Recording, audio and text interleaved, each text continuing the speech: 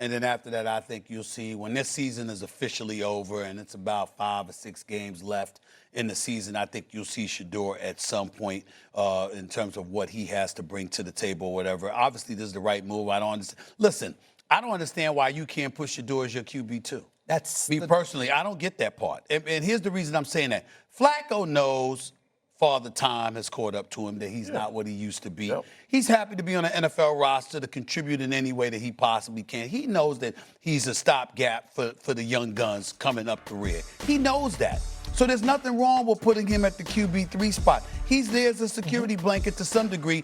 He's not what he was just a couple of years ago when Deshaun Watson went down and he guided the Cleveland Browns to the postseason before they lost to the Houston Texans. He's not what he used to be then, okay? But still in all, he still belongs on an NFL roster because he brings a lot to the table in terms of helping youngsters on the come up. So I don't know why they don't have him at the QB3 and Shedeur at the QB2. I think that's trying to send a wrong message to a lot of folks. Maybe they don't want folks clamoring for Shedeur prematurely or whatever. But in the end, the bottom line is this. I think it's clear, unless Dylan Gabriel just plays lights out and Cleveland is challenging for a postseason berth, which I don't see happening with that offense, which is ranked 31st and second to last in the league and 30th in their running attack, okay? I don't see that happening.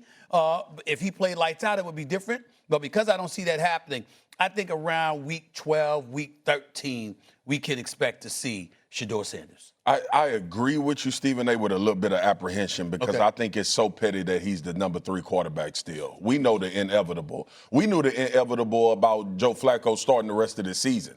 We were talking about in the preseason who would be QB2. After the Shedeur Sanders performance, I said it should be a competition for who the backup is. the Friday night performance. The Friday night Panthers. performance. Yep. And then Dylan Gabriel played later after he got off an injury, and he was solid in his preseason debut. But ultimately, to have Shedeur Sanders at number 3 to me feels like it's not about football.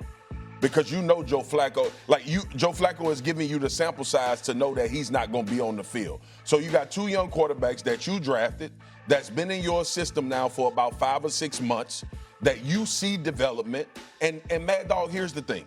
If you're telling me that throughout the limited reps that Shedeur Sanders has gotten, that he's still not good enough to be your backup quarterback once you get off of your veteran starter, then that's an issue. And you know that he can't play for you.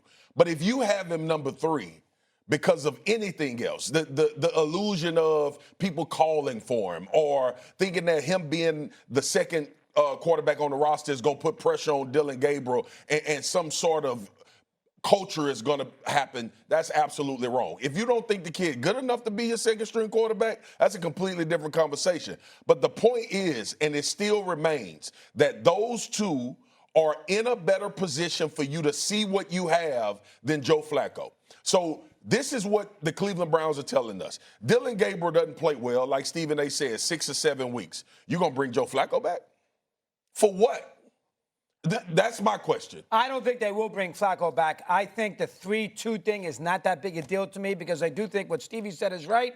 I think by the end of the day, unless Gabriel is Brian Sipe, I think at the end of the day, you will see Shedeur play some this year. I think by the end of the year, you, me, and Stevie, and everybody who cares will have an idea if the quarterback of the future on the Browns is on the roster. Yep. And I think he'll give both a chance to show what they can do in the next 13, 14 weeks. I don't know the issues about why Flacco is 2. Maybe they don't feel it's too hard to get both quarterbacks ready on a game in Europe. So if Gabriel gets hurt, you got a rookie there, so that's tricky. At least if Gabriel got hurt, you put Flacco back in the game. He knows the offense. Maybe Shedeur needs more work. That could be the reason. Yep. I am going to trust Stefanski.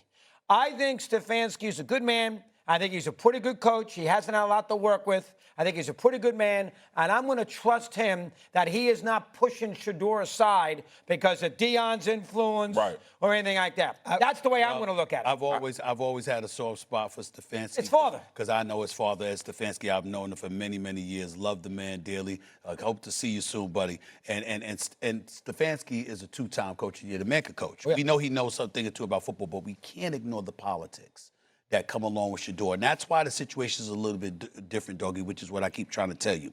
You're looking at it QB1, QB2, QB3. It's not that big of a deal. Well, it also wasn't a big deal that the average quarterback would go in the 4th round or the 5th round. In Shedeur Sanders' case, 144th overall, it mattered. Yep. You know that, Peter. You know that, Swag.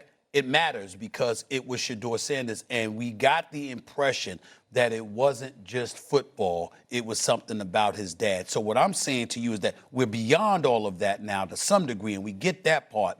But that doesn't mean the residue doesn't still exist in terms of people wanting to control the narrative when it comes to that young man. You're not saying that you're not going to make football decisions. What you're saying is that there are other things that come into play when it comes to making a decision about that young man, whether it's him, whether it's his father, whether it's people in Cleveland, because he's incredibly popular. And you got people clamoring to see Shedeur Sanders play in Cleveland. They want that brother on the field. They want to see what he has. And so you want to diminish or offset the pressure some degree from an organizational standpoint where they're pushing and clamoring for you to put him on the football field. You want to ward off of that because you want to make sure you're running your shop and the fans aren't. Those kind of things come into play in this particular situation. From a football standpoint, you're absolutely right. QB2, QB3. Normally not this important. But there's a reason they still left him at the QB2, at the QB3, when Joe Flacco is the QB2. I would add that they traded away that 2nd overall pick to move back to 5, and they got a 1st-round pick in return from the Jaguars for next year.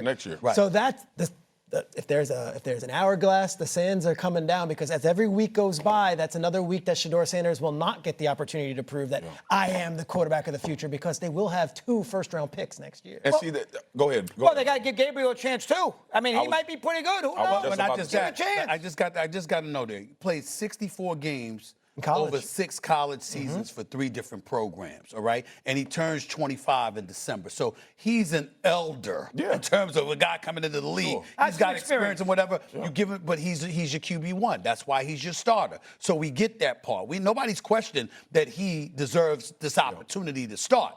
What we're saying is, it's clear that Shedeur should be a QB2. Why are you acting like he should be the QB3 behind Joe Flacco? That's my point. Like, you pulled Joe Flacco for development now. You're telling everybody we're trying to develop and find out who our quarterback could potentially be.